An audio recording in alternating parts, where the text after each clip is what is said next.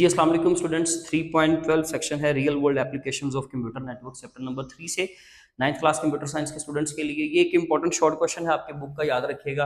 किसी भी फील्ड के अंदर कंप्यूटर नेटवर्क्स के क्या फायदे हैं, क्या एप्लीकेशंस हैं, क्या बेनिफिट्स हैं उसके, और हम उसको कैसे इस्तेमाल करते हैं, ये सारी चीज़ें बड़ी इंपॉर्टेंट होती हैं।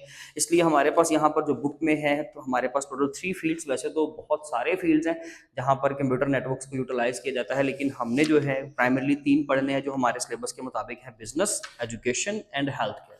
इसके ऊपर वीडियो ऑलरेडी रिकॉर्डेड है, आप वीडियो देखें। अगर आपका कोई क्वेश्चन कोई क्यूरी हो तो वो कमेंट सेक्शन के जरिए से पूछ लीजिए होंगे। आज की इस वीडियो में 9th क्लास कंप्यूटर साइंस का टॉपिक डिस्कस करेंगे, real world applications of computer networks.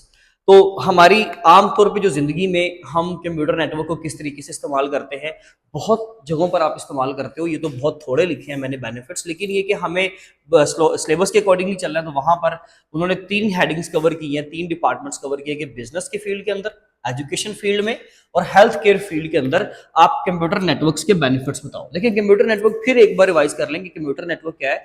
जहां पर हम मल्टीपल डिवाइसेस को, मल्टीपल कंप्यूटर्स को आपस में क्या करते हैं, कनेक्ट करते हैं, राइट। तो वहां पर फिर क्या होता है जी, जब आप मल्टीपल डिवाइसेस को कनेक्ट करते हो तो बेनिफिट क्या होता है? बेनिफिट ये होता है कि फिर तमाम डिवाइसेस उसी नेटवर्क के अंदर आपस में डाटा को एक्सचेंज कर सकती है, शेयर कर सकती हैं, और इस तरीके से डाटा को ट्रांसफर किया जा सकता है।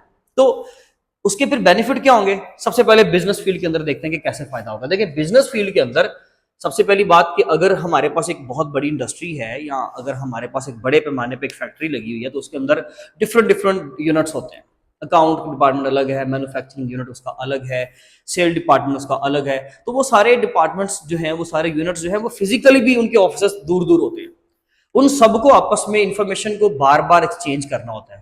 किसी ने ईमेल भेजनी है, किसी ने डॉक्यूमेंट भेजना है, किसी ने डॉक्यूमेंट रिसीव करना है, उसका प्रिंट निकालना है, बहुत सारी चीजें इस तरह की। तो फिर वहां पर क्या होता है कि एफिशिएंट कम्युनिकेशन के लिए क्या होता है कि हम कंप्यूटर नेटवर्क बना लेते हैं, यानी कि सारे उन तमाम कंप्यूटर्स को हम लोग एक नेटवर्क का हिस्सा बना लेंगे। लेट्स सपोज हम लोगों ने क्या किया, जो एग्जांपल हमें दी है, इंट्रानेट बना लिया। इंट्रानेट क्या है कि एक ही सिंपल बिल्डिंग के अंदर, एक रूम के अंदर जो आप एक प्राइवेट नेटवर्क बनाते हो ना, जिसको बाहर से कोई बंदा एक्सेस नहीं कर सकेगा, सिर्फ उसी रूम के अंदर जितने सिस्टम्स हमारे पास पड़े हुए हैं, उस इंटरनेट का जो हिस्सा है, बस उन्हीं को, अगर वही उसको इस्तेमाल कर सके तो उसको इंट्रानेट कहते हैं।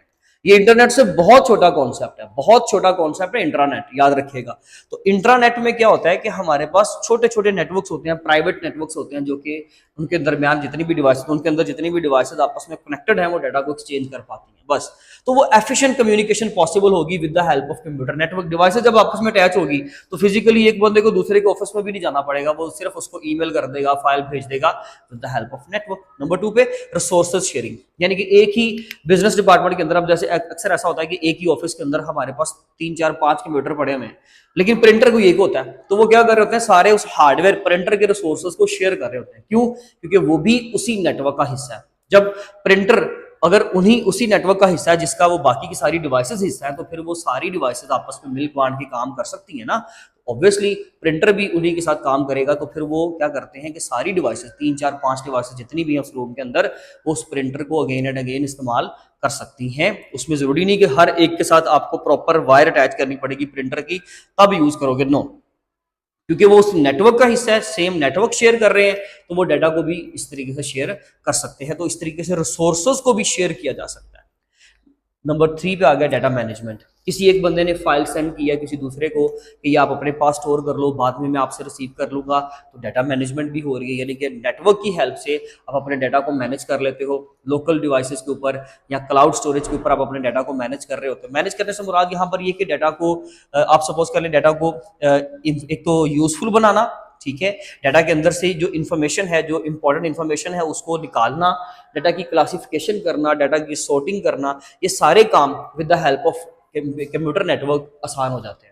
तो ये था हमारा बिजनेस फील्ड के, जिसके अंदर हम लोगों ने कंप्यूटर नेटवर्क्स के फायदे देखे। अब एजुकेशन की अगर हम बात करें तो वर्चुअल क्लासरूम्स हम बना लेते हैं, ऑनलाइन लर्निंग सिस्टम था, जैसे अभी फिलहाल ये ऑनलाइन लर्निंग है जो आप यूट्यूब पे लेक्चर देख रहे हो।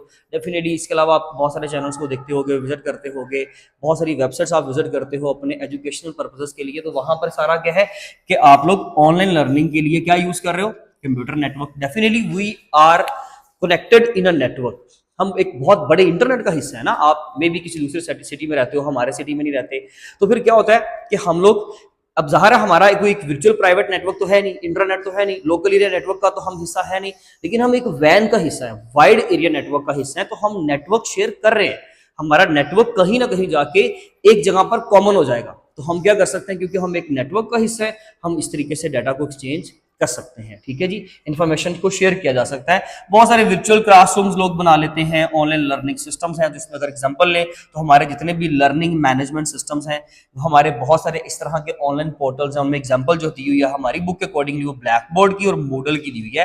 वहां पे आई लिखा हुआ उसको ठीक कर लीजिएगा, मूडल, इट्स मूडल वर्ड, जिसमें क्या होता है कि ये लर्निंग मैनेजमेंट सिस्टम्स हैं, जहां पर लोग क्या करते हैं, डाटा को शेयर करते हैं और एजुकेशनल पर्पसेस के लिए लोग उस डाटा को इस्तेमाल करते हैं। इसी तरीके से अगर हम हेल्थ केयर डिपार्टमेंट में देखें तो हेल्थ केयर के नेटवर्क्स बने हुए हैं, जैसे कि हमारे पास सपोज करें हेल्थ केयर नेटवर्क ये है, हेल्थ केयर नेटवर्क 2 है, विद इन अ हॉस्पिटल और डिफरेंट हॉस्पिटल्स के दरमियान भी हो सकता है। तो फिर वो लोग क्या करते हैं, पेशेंट का डाटा एक दूसरे को सेंड करने के लिए, एनालिसिस पर्पज के लिए या किसी एक्सपेरिमेंटल पर्पज के लिए भी लोग क्या करते हैं, उसको इस्तेमाल करते हैं। तो वो इलेक्ट्रॉनिक रिकॉर्ड्स में ही डाटा को शेयर करते रहते हैं।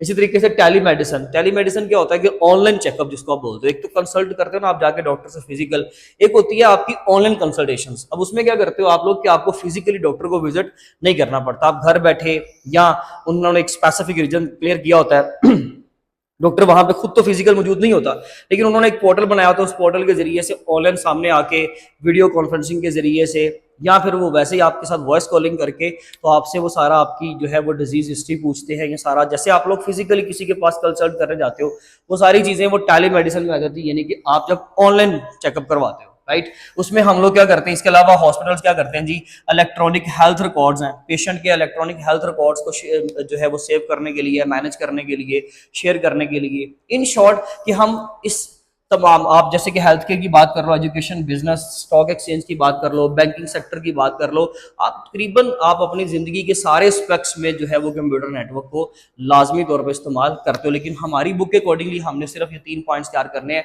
अब इंशाल्लाह मिलेंगे अपनी नेक्स्ट वीडियो में, तब तक अपना बहुत ख्याल रखिए। थैंक यू सो मच, अल्लाह हाफिज़।